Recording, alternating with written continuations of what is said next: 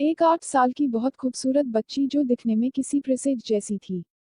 वो अकेले गार्डन के एक बेंच पर बैठे अपने हाथों में एक छोटा सा डॉल पकड़े सामने के तरफ देखते हुए मुस्कुरा रही थी, जहां उसके उम्र के साथ छोटे बड़े बहुत सारे बच्चे खेलने के साथ बहुत शोर कर रहे थे। वो बस उधर अपने नजरें घूमते मुस्कुरा रही थी। उन खेलने वालों बच्चों में 3 लड़के और थे जो लगभग 15 साल के रहे होंगे, जो एक ही टाइप के अलग अलग कॉलर के कपड़े पहने फुटबॉल खेल रहे थे। उनमें से एक की नजर उस बेंच पर बैठे लड़की पर गई। वो उधर देखते हुए उन दोनों लड़कों को आवाज देते हुए बोला, अर्थात अर्जात, उस लिटिल गर्ल को देखो कितनी खूबसूरत है ना, बिल्कुल प्रिंसेस की तरह। वो कब से बस उस जगह बैठे बाकी सभी को खेलते देख मुस्कुरा रही है। अर्थात यहाँ अपार्थ, यू आर राइट, उस लिटिल प्रिंसेस को मैं भी कब से देख रहा हूँ। वो बस सभी को देखते हुए मुस्कुरा रही। अर्जात, यह अपार्थ, शी इज प्रिंसेस, उसके आई को देखे कितनी खूबसूरत है, बिल्कुल मेरे तरह। पर वो वहां पर अकेले बाकी बच्चों के साथ खेल क्यों नहीं रही। उद्धरण उद्धरण अपार्थ उसे से पूछते हैं चलो, जिसे वो तीनों लड़के भागते हुए उस लड़की के पास जाकर खड़े हो गए। पर वो लड़की अब भी सामने के तरफ देखते हुए मुस्कुरा रही थी। उन तीनों को उसको ऐसा देखते थोड़ा अजीब लगा। अर्थात उसके आंखों के सामने हाथ हिलाते हुए बोलने लगा, हाय लिटिल गर्ल, उधर क्या देख रही हो, चलो तुम भी हम तीनों के साथ खेलना। पर वो लड़की उनके बातों का कोई जवाब न देते हुए अब भी उधर ही देख रही थी, जिसे वो तीनों लड़के एक दूसरे का चेहरा देखने लगे। अपार्थ उसको देखते हुए बोला, हाय लिटिल गर्ल, हम लोग तुमसे बात कर रहे, तुम हमारे बातों का जवाब देने के बताए उधर क्यों देख रही हो। अर्जात उसको वैसे ही देखते हुए बोला, लिटिल गर्ल हमारे तरफ देखो, हम लोगों ने कभी भी किसी को हमारे साथ खेलने नहीं देते, गर्ल को तो बिल्कुल भी नहीं, हम लोग सिर्फ तुम्हें ये ऑफर कर रहे हैं क्योंकि तुम हम तीनों बहुत अच्छी लगी। पर को लड़की अब भी बिना कोई जवाब दिए सामने के तरफ देख रही थी, जिसे वो उन तीनों बहुत अजीब लगा। साथ ही साथ गुस्सा भी आने लगा, क्योंकि वो तीनों पहली बार किसी अपने साथ खेलने के लिए बोल रहे थे, वरना उनसे सभी लोग दोस्ती करने और खेलने आते। पर वो तीनों कभी किसी और को अपना दोस्त बनने नहीं दिए और हमेशा तीन ही रहे, एक दूसरे के जान से बढ़कर। और आज पहली इस लड़की को बोल रहे हैं और ये उनके सामने होते हुए भी उनके तरफ देख तक नहीं रही, जिसे अर्जात उसके कंधे में हाथ रखते हुए बोला, hey can't you hear, we are talking to you. तभी वो लड़की अपने कंधे पर किसी का हाथ महसूस कर घबराते हुए उसके तरफ पलटी, वैसे ही वो पलके झपका दी, जिसे बिल्कुल उसके आई का कॉलर ब्लू से ब्राउन हो गया। वो तीनों शौक से उसके आंख का कॉलर बदलते देख रहे थे। वो लड़की घबराते हुए इधर उधर अपने नजरें फेरते हुए अर्जात से दूर होने लगी, जिसे उसके पलक झपकते ही उसके आई का कॉलर चेंज होता जा रहा था, कभी ब्लू तो कभी ब्राउन तो कभी ग्रीन, जिसे वो बहुत खूबसूरत लगा रही थी। वो तीनों बस उसके खूबसूरती को आंखें फाड़े देख रहे थे। अर्थात उसके दूसरे साइड उसके कंधे में हाथ रखते बोला, हाय तुम इधर उधर क्यों देख रही हो, हमारे तरफ देखो ना, ऐसा लग रहा है जैसे तुम आंधी हो। ये बोल वो हल्का सा हंस दिया। तभी अपार्थ उसके चेहरे को सामने करते हुए बोला, तुम बोल क्यों नहीं रही, ऐसे में तो लोग तुम्हें गूंगी समझेंगे ना। ये बोल हल्का सा हंस दिया। अर्जात उसको देखते हुए फिर बोला, सुनाई दे रहा है तुम्हें हमारी बात या तुम बहरी हो। ये बोला वो भी हल्का सा हंस दिया। वो लड़की अपने आसपास किसी अनजान लोगों के साथ उनके छुवन महसूस कर पूरी तरह घबरा रही थी। और अर्जात अपार्थ अर्थात के हाथों को अपने कंधे से हटाकर घबराए हुए इधर उधर अपने नजरें घूमते हुए अपने डॉल को अच्छे से पकड़े एक साइड रास्त महसूस करते हुए भागने लगी। और अचानक से किसी से टकरा गई, जिसे वो सपने वाला इंसान उसके सर में हाथ फेरने लगा। वो उस छुवन को महसूस कर उसके पैरों से लिपट कर रोने लगी। वो जिस टकराई थी वो एक 30 साल की महिला थी, जो उसको अपने गोदी में उठाकर वह से ले गई। वो तीनों लड़के उस लड़की के अजीब से बेहवियार देख हैरानी भरे नजरों से उसको भागते हुए देख रहे थे। पर जब उन्होंने उसे किसी के गले लगे देख उसके तरफ देखने लगे। वो और कोई नहीं जो गार्डन था, वो एनजीओ का बच्चों के खेलने के लिए गार्डन था।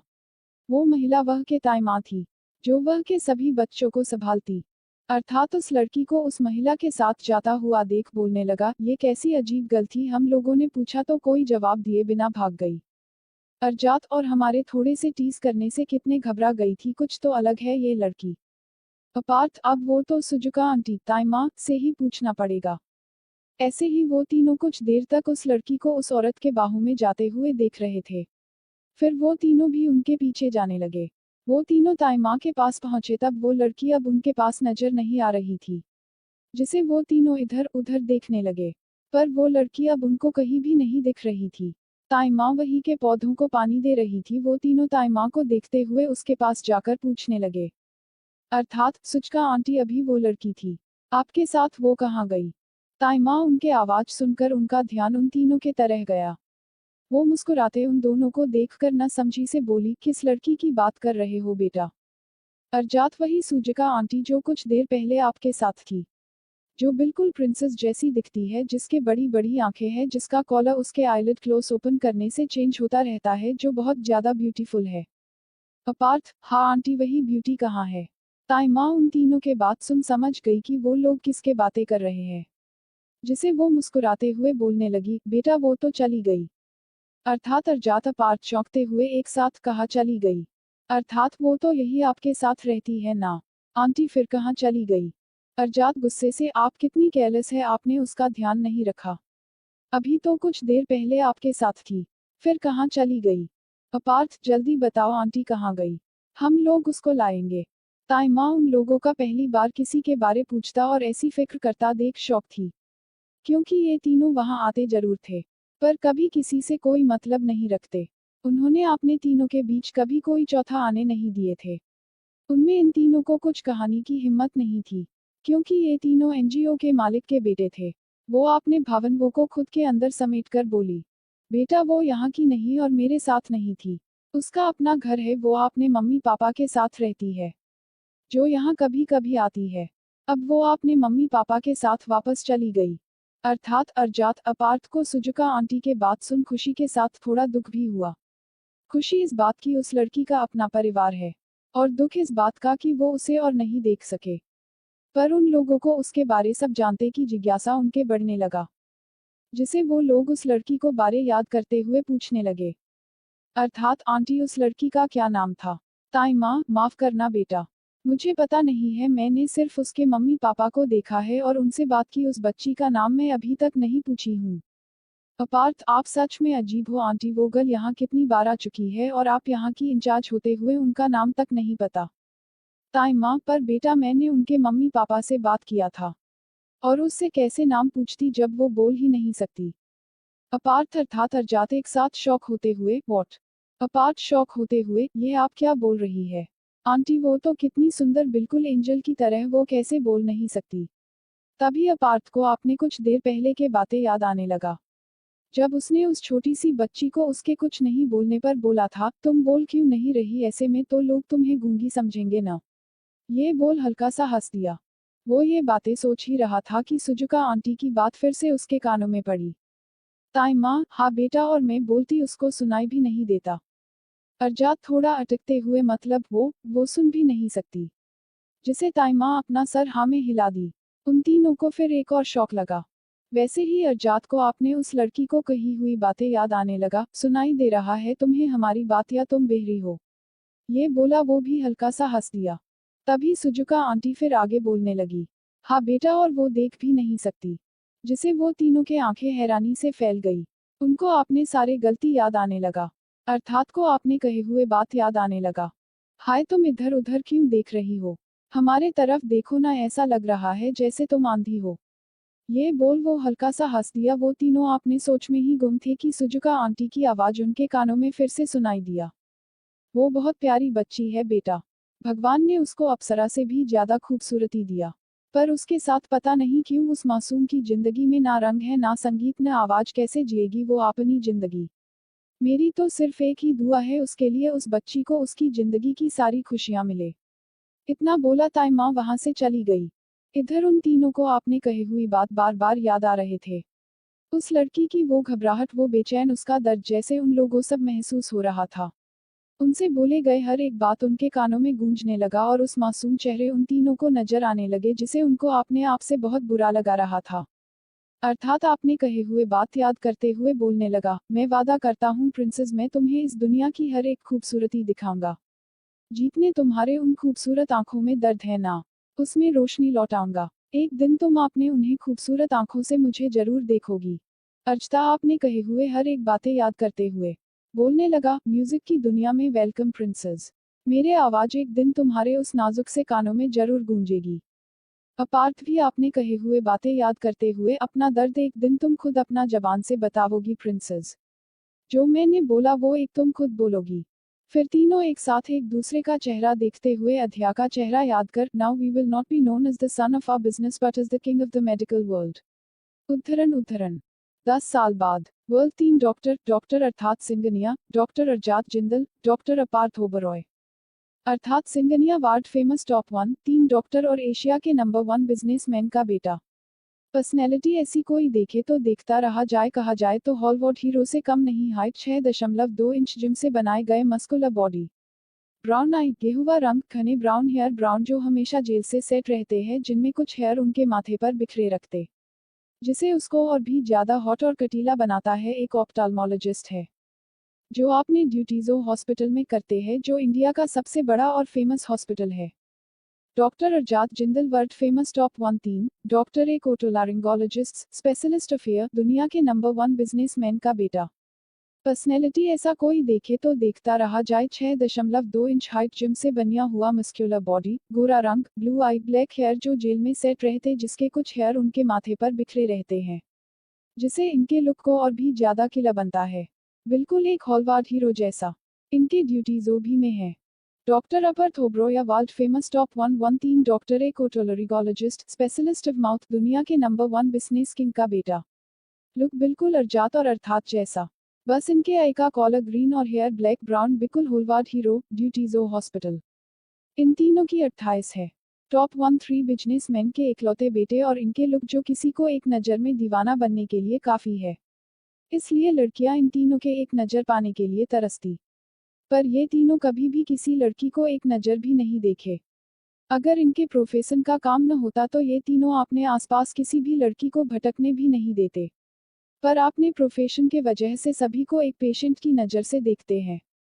हमारी कहानी की हीरोइन अनन्या अवस्थी, एक मिडिल क्लास फैमिली से बिलोंग करने वाली, जो बचपन न देख सकती है, ना सुन सकती है, ना बोल सकती है। इसके मॉम डैड इसे बहुत प्यार करते हैं, आखिर आराध्या उनकी एकलौती संतान जो है। आपने बेटी को ठीक करने के लिए इन्होंने बहुत कोशिश की, अब भी कोशिश करते हैं, पर हर बार इनको नाकामयाबी ही हासिल हुआ है। इसलिए आराध्या भी अपने जिंदगी से हार मान चुकी है, पर अपने माँ बाबा से बहुत प्यार करती हैं, इसलिए उसने कभी भी कुछ नहीं बोला और हमेशा सबके साथ खुश रहने की कोशिश करती है। पर उसके माँ बाबा अच्छे से जानते हैं उनकी बेटी रात के अंधेरे में उनसे छुपकर अपने दिल का दर्द अंशुओं के रूप में निकलती है। Ajit Singhania world top 1 3 businessman, Singhania company के मालिक। अनीता सिंघानिया अजीत सिंघानिया की पत्नी, एक हाउसवाइफ, इनके सिर्फ एक संतान है, वो है अर्थात Singhania. Sandeep Jindal world top 1 3 businessman और जिंदल कंपनी के मालिक, इनकी वाइफ सुनैना जिंदल और इनके सिर्फ संतान है अरजात जिंदल। निर्माण Oberoi world top 3 businessman Oberoi company के मालिक, इनकी पत्नी नीलाम ओबरॉय और इनका एकलौता बेटा अपार्थ ओबरॉय। ये लोग एक दूसरे के कॉलेज से दोस्त थे और इनकी पत्नियां भी आपस में सहेलियां थी, जिसे उनके बच्चे भी एक दूसरे के जिगरी दोस्त बन गए। इनका बिजनेस पहले से ही था, जिसे ये तीनों मिलकर आगे बढ़ाए और आज वर्ल्ड टॉप 1 3 के नाम से जाने जाते हैं।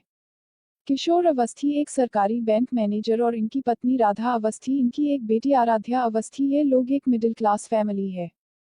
अनन्या 21 साल की बहुत खूबसूरत लड़की, जो देखे उसको अपने आंखों पर विश्वास न हो, क्योंकि आराध्या आसमान से उतरी एक परी जैसी नजर आती है। दूध सा गिरा रंग, हाइट 5.6 इंच, उसके आई के पुतलियों का कलर जो किसी को भी समझा नहीं आता, क्योंकि उसकी आई का कॉलर उसके पलक झपकते ही चेंज होता है, कभी ग्रीन तो कभी ब्राउन तो कभी ब्लू, जिसे सामने वाले को समझा नहीं आता, पर उसके खूबसूरती में पूरी तरह खो जाते हैं। ब्लैक हेयर जो उसके कमर से नीचे है, जिसे उसको रपंजला रूप देती है। दिल से बहुत मासूम, सबसे प्यार करने वाली, किसी से कोई शिकायत नहीं, पर उसके दिल का वो दर्द जो उसके अंधेरे जिंदगी में कैद है। 10 साल बाद मुंबई के एक बहुत बड़ा खूबसूरत विल, जो पूरे तरह व्हाइट संगमरमर से बना हुआ था, जो देखने वाले की नजर न हटे, पूरे 50 एकड़ के जमीन के बीचों बीच बना हुआ था वो विल, जहां चारों तरफ खूबसूरत गार्डन बने हुए थे, जो उसकी खूबसूरती को चार चांद लगा रहा था। गार्डन के बाहर चारों ओर से ऊंची दीवार से कवर था। वहां से आने जाने का एक बड़ा सा रास्ता उस विल के दरवाजे से लेकर गार्डन के आखिरी छोर तक बना हुआ था, जहां पर बड़ा सा गेट लगा हुआ था, जिसके लेफ्ट साइड बड़े बड़े अक्षरों में लिखा हुआ था सिंघानिया विल, जिसके एक एक साइड 2-2 गार्ड खड़े। उसी बड़े से विल के अंदर जो बाहर से जितना खूबसूरत था अंदर उसे भी ज्यादा खूबसूरत पूरे वाइट और हल्की सी ब्लू कॉलम में वहां के खूबसूरती को चार चांद लगा रहा था। पूरे विल में सर्वेंट लोग अपने काम में बिजी थे। उसे हॉल में घूरे दर आकृति में चारों तरफ आलीशान ब्लू वाइट सोफे लगे हुए थे, जहां पर 6 लोग बैठ आपस में बातें कर रहे थे, जिसके 3 आदमी थे जो बिजनेस सूट पहने हुए थे और 3 औरतें थी जो सलीके से बहुत खूबसूरत साड़ियां पहनी हुई थी। उनके बात करने के तरीके से पता चल रहा था वो सभी आपस में अच्छे दोस्त होंगे। संदीप जिंदल, आपने बालों में हाथ फेरते हुए, अभी तो हम सब जवान हैं, किसे को बुढ़े बोले। सुनैना जी, आपको ही बोले हैं। दादा बनने के उम्र पापा बनने का शौक चढ़ा रहता है। हुस्मक। संदीप जी सुनैना जी के बात सुना आसपास देखते हुए बोले। सुनैना जी, मेरे इज्जत का पोल न खोलो। सुनैना जी, क्यों न खोलूं, यहाँ पर जितने लोग हैं सब जानते ही है आप कॉलेज से कैसे थे। संदीप जी आसपास बैठे अजीत जी निर्माण जी को देखते हुए जो हंसे जा रहे थे। आपने मुंह बिगड़ बोलने लगे। ऐसे हंसो मत यार, मेरी इज्जत का ख्याल रखा करो। मेरी दो दो बहनें यहाँ पर बैठी हुई है, अनिता जी और नीलम जी। अजीत जी हंसते हुए, वैसे संदीप मेरी बहना ठीक ही कहाँ रही है। सुनैना जी, अब हमारी जवानी नहीं रही, दादा बनने के उम्र में बिजनेस संभाल रहे हैं। अनीता जी, अजीता आप न सिर्फ आपने बहना के सामने अच्छे बनने का नाटक करते हो, और जब मैं बोलती हूँ आपने बेटे को बोलो शादी करने के लिए तो क्या बोलते हैं आप, अभी तो उसके खेलने कूदने की उम्र है और वो उधर कैंची छुरी में खेलता रहता है। अजीत जी, अनीता मेरे बेटे को अभी उसकी जिंदगी जीने दो, अभी उम्र ही क्या है जो उसके हमारे जैसा हालत करना चाहती। अनीता जी अजीता जी के बात सुन उनको गुस्से में देखते हुए, आपका मतलब क्या है, साफ साफ कहिए। निर्माण जी बात संभालते हुए, अरे बहिना, अजीत के कहने का मतलब है कि उम्र ही क्या है, अभी बच्चे ही तो है, सिर्फ 28 साल के। नीलाम जी निर्माण जी के बात काटते हुए, 28 साल के हैं वो लोग। आप ऐसे बोल रहे हैं जैसे 5 साल के बच्चे हो, जब आपकी उम्र 28 की थी तब वो 3 साल का था और आपको वो बच्चा लगता है। सुनैना जी अनिता जी नीलाम जी के बात में हाँ मिलते हुए, सुनैना आप लोग अब जवान नहीं रहे, आपने बाल देखे हो पूरे सफेद हो चुके हैं, और आप लोगों को अपने बेटों के जवानी के उम्र अपनी जवानी दिख रहा देखा है। आप लोगों ने देखा है हमारे कॉलेज के सभी फ्रेंड्स अपने गोद में पोता पोती खिला रहे हैं और हम लोगों अपनी बहू का सुख भी न पाए। अनीता जी, हाँ सुनैना तुम बिल्कुल सही कहा रही हो, अरे हमें भी मन होता हमारे खून के खून को गोद में खिलाए। और थोड़ा डरते हुए, वैसे भी सभी को याद है ना पंडित जी ने उन तीनों के क्या भविष्यवाणी किए थे, जिसके साथ वहां पर थोड़ी खामोशी छा गई। फिर तीनों औरतें अपने मन के डर को देखते हुए एक साथ बोले, आप लोग सुन लीजिए, आपके बेटे हमारी बातें सुनते तो है नहीं। उनकी जिद और आप लोगों के सहमति के वजह से उनको डॉक्टरी तो करने दिए। उसका नतीजा क्या निकला, दिन रात बस कैंची छुरी के साथ खेलते रहते हैं। पर हमारी भी जिद है, हमें हमारी बहुएं जल्द से जल्द चाहिए, मतलब चाहिए बस। इतना बोल वो तीनों औरतें वहां से उठा चली गई। अजीता जी संदीप जी निर्माण जी उनको जाता हुआ देख एक दूसरे को देखने लगे। जहां संदीप जी अजीता जी को गुस्से में देख रहे थे, जिसे निर्माण जी उनको देख शांत करवाते हुए बोले, यार अब फिर से तुम दोनों शुरू मत हो जाना। वो तीनों देवियां हमें धमकी देकर गई हैं, उसके बारे में सोचो, क्योंकि तुम लोगों को भी पता है हमारे बेटे हमें कैसे इमोशनल ब्लॉकमेल कर लेते हैं। इन तीनों को अपना अलग अलग बहुत बड़ा और खूबसूरत विल है, पर आपने दोस्तों से मिलने के लिए सिंगनिया विल आए थे। जो हॉस्पिटल मुंबई का सबसे बड़ा हॉस्पिटल, जहां करोड़ों पेशेंट के भीड़ लगी होती है। 50 मंजिल का यहाँ सबसे बड़ा, खूबसूरत और शानदार था। यहाँ पर हर तरह के बीमारियों का इलाज किया जाता जो शायद विदेशों में भी अवेलेबल न हो। इस वजह से यहाँ पर गरीब से लेकर अमीर तक हर तरह के पेशेंट की भीड़ लगी रहती। गरीब लोग यहाँ के ट्रीटमेंट के खर्चे नहीं उठा सकते थे, इसलिए इस हॉस्पिटल में उनके पूरे ट्रीटमेंट का खर्चा फ्री में दिया जाता। इस हॉस्पिटल में अमीर से अमीर अपना इलाज करवाने आते। वजह यह है कि दुनिया के टॉप 3 फेमस डॉक्टर काम करते, जिनका ट्रीटमेंट आज तक कभी फेल नहीं हुआ। और भी बहुत सारे बड़े बड़े डॉक्टर यहाँ अवेलेबल है जिनका ट्रीटमेंट बहुत अच्छा रहता है, पर यह हॉस्पिटल अपने काम को लेकर 2 चीजों से और जाने जाते हैं। पहला, यहाँ के वो वर्ल्ड टॉप 3 डॉक्टर, दूसरा वर्ल्ड 3 बिजनेस के हॉस्पिटल। उसी हॉस्पिटल के 50 फ्लोर में बड़ा ही शानदार और लग्जरी था, उतने बड़े फ्लोर में सिर्फ 3 केबिन के दरवाजे नजर आ रहे थे, जिसके बाहर लिखा हुआ था, doctor Arthat Singhania, doctor अरजात Jindal, doctor अपार्थ Oberoi. उस पूरे फ्लो के ऊपर उन 3 केबिन को छोड़कर बाहर के पूरे साइड चेयर लगे हुए थे। जहां पर बहुत सारे पेशेंट के भीड़ लगी हुई थी जो आपने अपने अपॉइंटमेंट के अनुसार अपना नंबर आने का इंतजार कर रहे थे। वहां पर बहुत सारे नर्सिंग स्टाफ से लेकर जूनियर डॉक्टर का आना जाना चल रहा था। उसी फ्लो के पहले वाले केबिन के अंदर जो ब्लू और व्हाइट कॉलर के कॉम्बिनेशन का बहुत बड़ा केबिन था जिसके वन साइड बहुत सारे बुक और टेबल के साथ चेयर रखे गए थे।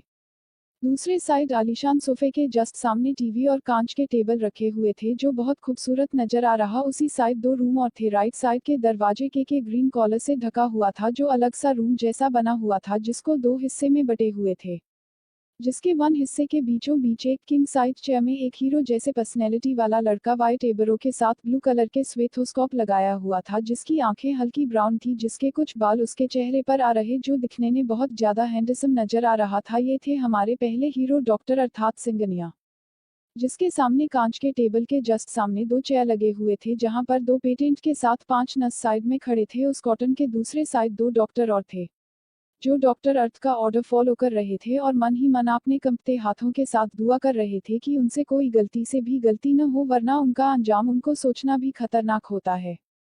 डॉक्टर अर्थात उन पेशेंट के फाइल चेक करते हुए उनके तरफ बिना देखे बोले, mister as your eye result is fine now your process of this medicine is lost then you are completely fine.